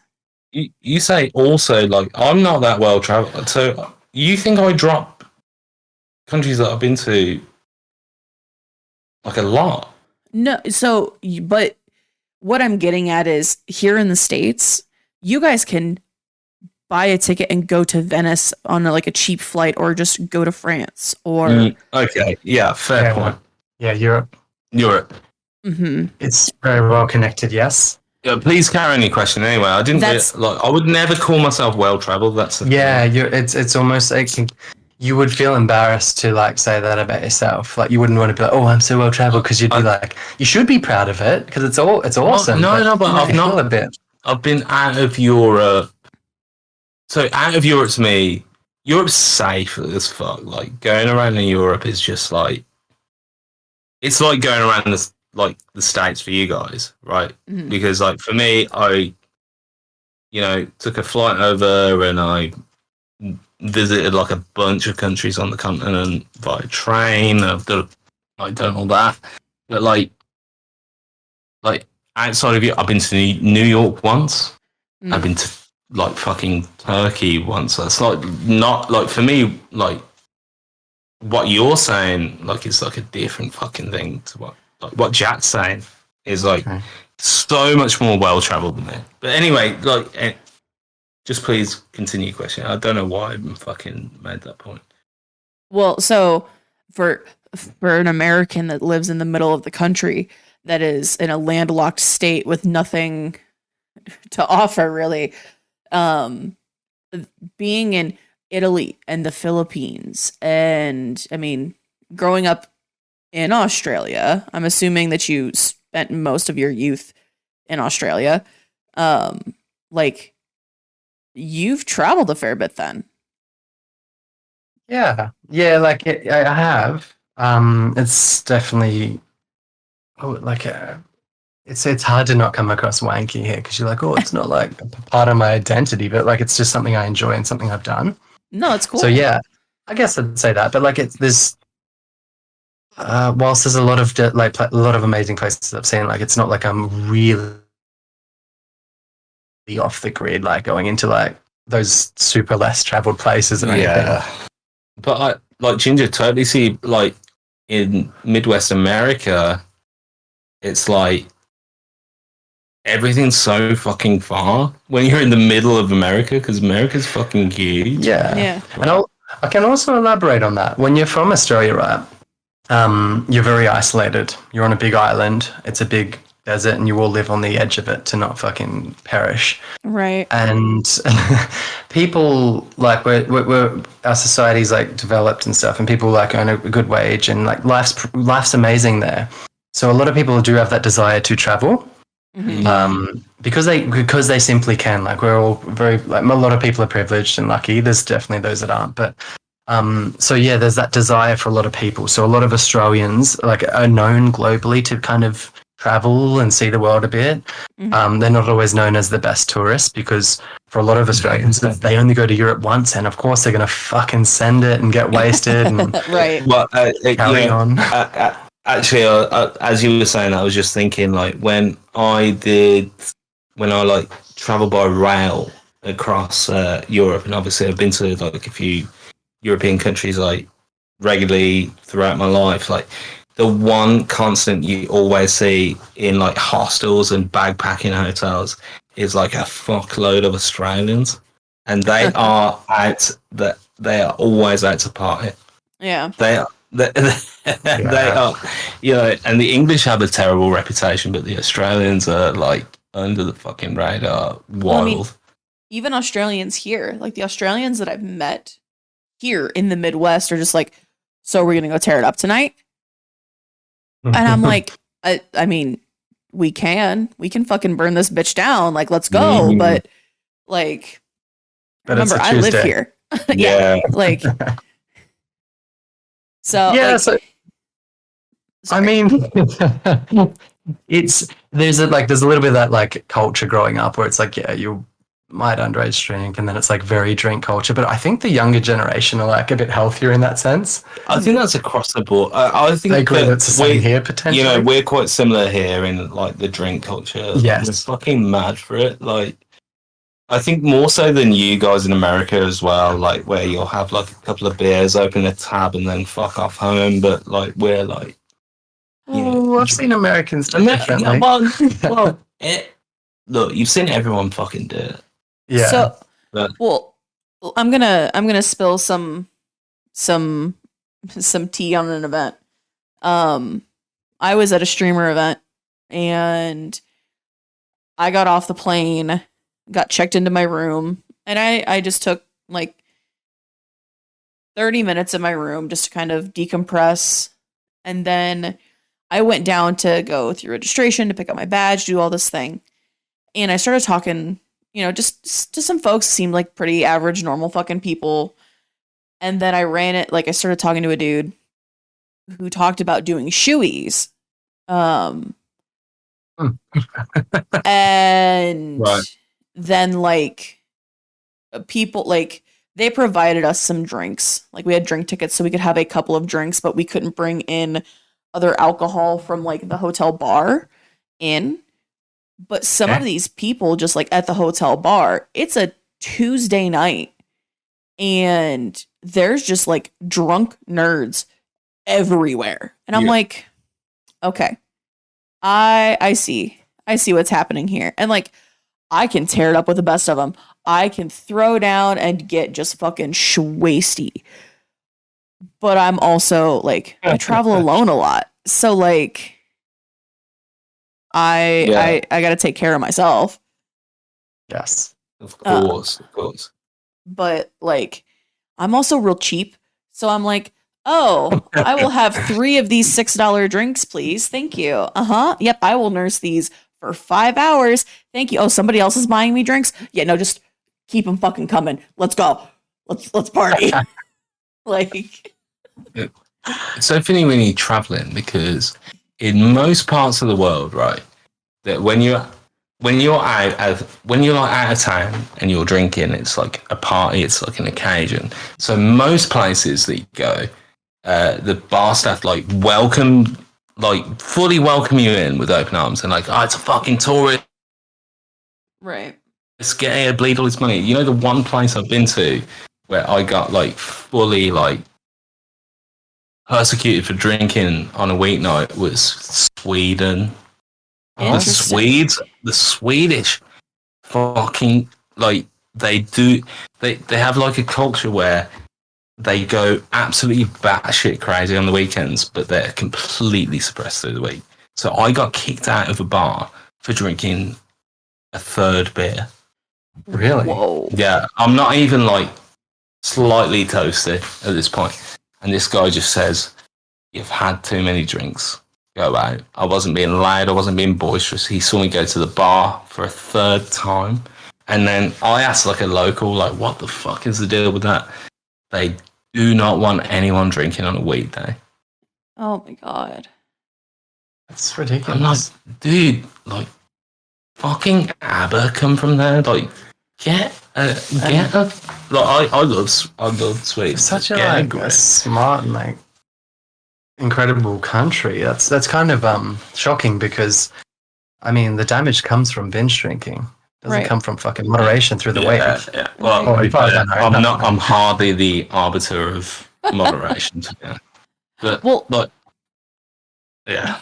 But even here in the States, every state has their own laws about like selling alcohol. Right. Yeah, There's- it's such a weird thing that is as well, like to get your head around. Yeah. So like if you go into Minnesota, liquor stores are closed on Sundays, I believe. So you can't just buy alcohol period on a Sunday. You have to have bought your alcohol any of the other 6 days of the week. Right. God, it looks like you're gonna have to siphon that out of your Minnesota tax there. I'm sorry, we're closed. Like that is shit. yeah. And there's some Hmm. places where you can't buy liquor on Sundays. You can only buy beers and wines. Yeah, it's the Lord's Day, you know. Well, Maybe you could go ice fishing instead. It is Minnesota. I hate you. You just hate me because you know that sounds like someone from Minnesota. Oh, that's more. It's less more Minnesota is a little bit more like this. You're getting a little bit more Fargo. You got a little bit more Fargo in that there. A little Fargo, North Dakota there again. Yeah. So Minnesota's a little bit more, you know what, beating that? Yeah. Yeah. Yeah. I love that. But like, there are also states that are just like, oh, this is a dry city and a dry county, meaning you have to drive to a different county to buy your booze to bring it back. It's not illegal to possess it and to drink it. You just can't buy it there. Or bring it back there and then sell it. Right. Yeah. Oh my God. What, like, Boardwalk Empire or some shit like that? Prohibition. Like that. Shouldn't die for some people. Oh, the Mary Rose is coming in. Let's get some hard liquor. My college campus was a dry campus in a dry town because they were respecting the Amish. We couldn't have girls live, like we didn't have sorority houses. We had fraternity houses, but you couldn't have sorority houses. You had to have a certain number of adults per student in the all-female dorms. I'm sorry, but that's screaming fucking creepazoid, by the way. But it was like to respect the Amish in the area. Amish in the area, the silent killer. Dude. It was fucking wild, man. Respect the Amish? Yeah. Aren't they out there living their own lives anyway? Like not pestering anyone or like just really keeping to themselves? Like, They're the one group of people we know aren't listening. Right. Well, so the Amish in Western Pennsylvania, a lot of the Amish still have like cars and use banks and do go to the grocery stores for some things. So they're not like the super strict Amish, but they still follow Amish traditions. And it was a super tiny college in a super tiny town. And like the Amish kids used to like ride their horse and buggy through campus. Like for a change of scenery. Oh my God. Or if they wanted to go, misbehave, they would ride into campus because then their parents wouldn't find them. It must have felt like going to like some kind of museum of sin. Well, for them, yeah. You go in there and it's like Van Wilder. I mean, sometimes. Sometimes this is a dry campus. Well, the deal was campus security. Like if you had someone who probably should have gone to the hospital from overindulging, you called campus security and campus security took care of it. And if the police got called, the police would call campus security to see if campus security would take care of it first before the actual police showed up.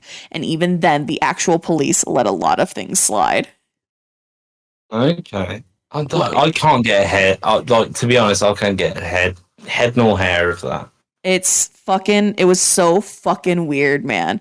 Like, where I went to college was just a weird spot. Like, well, obviously people still drink alcohol to some extent, but like, do people like use other drugs? Yeah. Like, Almost. Dude. You can almost hear the Buffalo Soldiers giving out a war cry. Surely. Oh, dude. I mean, that's not necessarily a bad thing. Like, if everyone went like down the hippie route, that's kind of a nice vibe too. But then like getting on like other stuff and not having alcohol. Yeah. We had some dudes who like all they did was just fucking sit and smoke weed in their room. And we're very hippy dippy. And then we had some of the dudes who were like, dude, I'm gonna get high, I'm gonna watch Fight Club, and I'm gonna be so like yeah. And then I had a dude that I went to school with who he literally was just like, hey, I trust you. I need help with something. And I was like, I bet. What's up? And he goes, I'm going to go buy mushrooms. Will you come with me? And will you be my sober partner? And I was like, I mean, all right, sure. Like, whatever, dude. Like, I will be your sober partner. I will help make sure that you don't like rip your face off in case you get some bad shit. Like, like, yeah. Someone say, oh, can you be my sober partner, Druid? I'm be like, hell fucking no. I'll be your partner in crime, and that is all. Right. But that speaks to you though. That speaks to like, yeah. You know what? Like, I can't imagine being around people on mushrooms if I wasn't. I can imagine it. I just wouldn't want to. Like, I don't know. I don't want to babysit like a load of fucking. How do you do at that then? Like, what was the most challenging aspect of that? So the most challenging aspect of, I don't know what the fuck word I was just trying to say, but the most challenging aspect of like any of that kind of stuff was like, he looked at me and he goes, I'm so thirsty. And handing him a bottle of water and him just looking back at me and just saying, I'm so thirsty. I was like, dude, take the water. And so finally, like, he came out of whatever like little trip he was in. And like, oh my god, that's just like too real, that story. But like, the other thing too is like the first time we tried to like, he wanted to go buy the shrooms. He had a dude lined up. He borrowed a friend's car and he was driving it at night. He couldn't figure out how to turn on the headlights. So we're driving out of campus and he goes, I can't do this. And then just like drove back into campus and parked the car. And then he smoked a lot of weed and we played Guitar Hero. Yeah. Like, that is so funny. Like, but you know, yeah, fucking hell, bro. Yeah, not turning on your headlights is definitely how you get police attention. Right. Yeah. It's a nose. And in the car once with a friend who didn't, and he got pulled over because we'll just go into the shop to get a kebab or something. It was like literally 3 blocks. And yeah, he got pulled over on the way back for not having the headlights on. And I had to watch my mate get put in the back of a van and driven off. Oh my God. I was just like, well, I obviously can't drive now because you're watching me, so I'll just walk home, I guess. It's so awkward. Yeah, it was so awkward. I felt so bad. I've been stopped by the police like that. I've been arrested. Oh, you have? Yeah, I don't think it's a very interesting story though. I think I might have told it on the podcast though. I don't know. I don't know. It's super not interesting. I've had my fair share of conversations with police. I did so before I got married, I was living with my ex-wife. We were doing our thing, and I was driving to go to a bowling alley to meet up with some friends from work to just like hang out and like I crested this hill and there was a cemetery off to the right, and I'm flying down this hill. I was speeding before I crested it, but then I just let gravity, take the wheel, and I got pulled over, and I was like, fuck. So I texted my friends. I was like, hey, I just got pulled over. I don't know if I'm going to be there. It's fine. I'll just let you know. And then I called my ex-wife, and I was just like, okay, I just want to let you know I just got pulled over because I'm sure it's because I was speeding. Whatever the deal is with the ticket, I'll deal with it. It's fine. I talked my way out of a speeding ticket for going 15 over, which here in Iowa, if you're going 20 over, they can just take your license. Oh my God.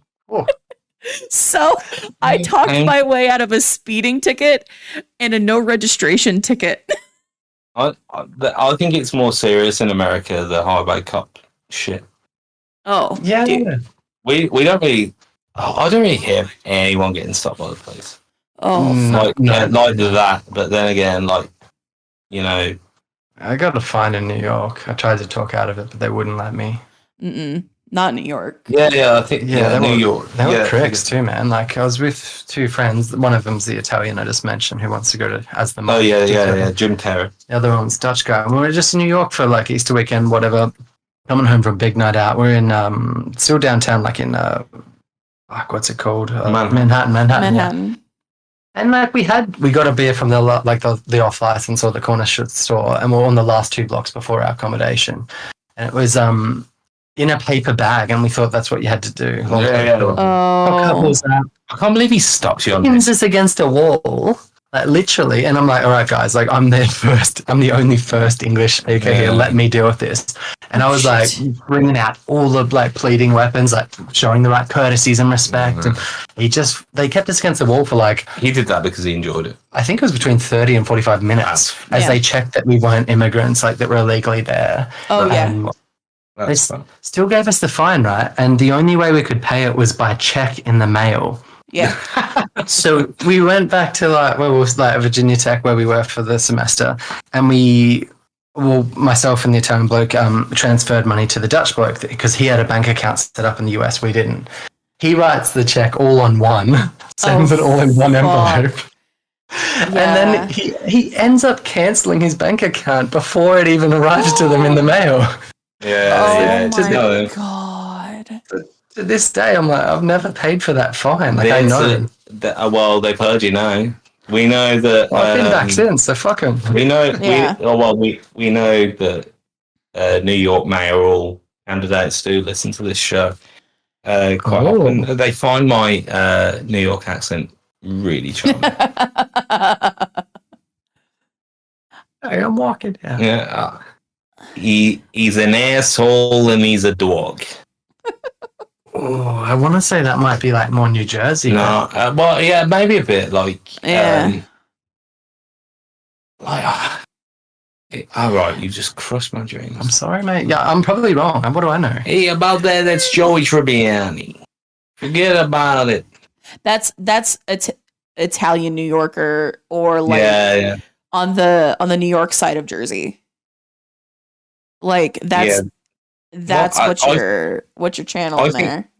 I think New York doesn't have an accent anymore because it's like, you watch these like short form videos that get advertised to you on Facebook where it's like that guy going like, hey, how much is your apartment worth? And they're like, about $5,000. And they go up and he's like, what do you do? I don't know, account management or some shit. And they've got like this like fucking like plants indoors that like turn into gold and shit. Yeah. Like have you seen that? And it's just like a guy in like a snapback cap and Vans, and he's like, how much do you earn? And you're like, he's the same age as me. He goes, $5,000 a fucking day. You know, what do you do? Content management. New York's a fucking insular place, man. Like, everyone there thinks the world revolves around it, but they all work so hard, so they have to play hard to get, like, make it worthwhile living there, but they earn so much money that everything costs so much as well. It's like, it's this fucking bubble crap, in my opinion, anyway. It's like a fucking they celebrate themselves so much in New York. So that you buy into the romanticism of it. I had an interesting conversation with my boss, who is an entertainer by trade, but she lived in New York for a while, and she's lived on the West Coast a little bit. And she was like, New York is the land of misfits, where the misfits all go to just be and do what they want and do what they love. LA and like SoCal is all it's all the land of misfits, but they're all the people who think they're hot shit. Ooh. Which is very much like, because LA is so much worse. Like, when I was in LA a couple months ago, and someone was just like, "Oh, so what do you do besides this?" And I'm like, "Well, I'm a content creator, and it's not a big deal." They're like, "Oh yeah, no, my cousin and my brother and his friends," and I'm like, "Everybody's trying to be a content creator out there." Absolutely, I get it. Well, I'll say this, and sorry to interrupt, but there's no denying New York is friendly as fuck for the most part. Yeah. So I totally get that. I've never been to LA, but I can seen like. So you're saying LA is like, oh, what the fuck? You know, again, there's no LA accent, right? No. So the funny thing is you get into big cities and there's no accents. But you get to the rural areas of a state, or you get more to like the edges of places or like large cities, and you start to hear kind of an accent. You don't get someone walking through downtown Chicago going, you know, I'm from Chicago, and you know, over here we do this kind of thing. Unless there's it's an extreme. Either they've forever been in Chicago and they've been in their one neighborhood their entire life, and you know, when the apartment upstairs opened up when they were 19, they moved into the apartment upstairs and they never left the building that they grew up in. Like, you either have those kinds of people who are just chronically forever in that place, or there's just, you don't get an accent until you get outside of it. So New York doesn't really have an accent much anymore. LA, San Diego, like, you don't get a lot of accents there. No, that's true. This is where we differ, because across the UK, and like you must see, I don't think you have in like Australia to say the rate that accents change in the UK over short spaces of land is crazy. Yeah, it's insane. Like, the accent of someone 2 hours away from where we're sat right now will be so radically different that even a native speaker might struggle. Yeah, 2 hours in any direction. In any direction, in any radius. Like, the variance in English accents is mental. Yeah. Well, and even like hearing my dad talk versus my brother versus my sister. Because my dad has a little bit more of the twangy, not even like drawl necessarily, but my dad has a little bit more of that, well, you know, I was just sitting here on the couch thinking about going to put a new radiator in the truck. Like, but my brother, he talks, you know, very much like a normal dude, you know, just like a no accent having like person. Yeah. But I have like more of my dad comes out in me the more I drink, or when I'm startled, or my little sister even was like, you know how you said we all have that like Southern accent that just like pops out in us and what we do, like when we're like startled or something. And I was like, yeah. She goes, well, we hit a deer the other night. We're all fine. It's okay. And I was like, Jesus fuck. Okay. You should have led with that. But apparently like she yelled and she swore, but it was very like Southern. And she was just like, so I know exactly what you talk about. And I know exactly what you mean when you talk about that. And I'm like, yeah, kid, it's okay. Like,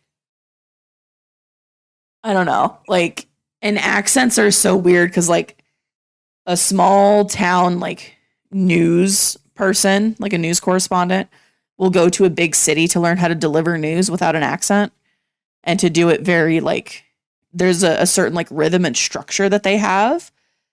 And then they go back home and deliver the news that way. So now that the news is so prevalent, like, was so prevalent in households for us Americans growing up, a lot of, like, people will have, like, less of a regional accent as, like, their parents. Interesting. Yeah. Because when you do present the news, they do teach you kind of a new way, how they want it perceived anyway. Right. It's fucking crazy. Yeah. Sorry, I went off on an accent and language tangent. No, fair. I mean, in Australia, like, there's not much to say, to be honest. There's, like, you've got Bogan country accents. You've got South Australia which is just more pronunciation, like the way they pronounce words and accent, and then just the rest of the country. Like, I feel like it's evolving in a weird way, very slowly, but nothing in comparison to either countries. But also very, very small population. Right. So yeah. You know, it's just like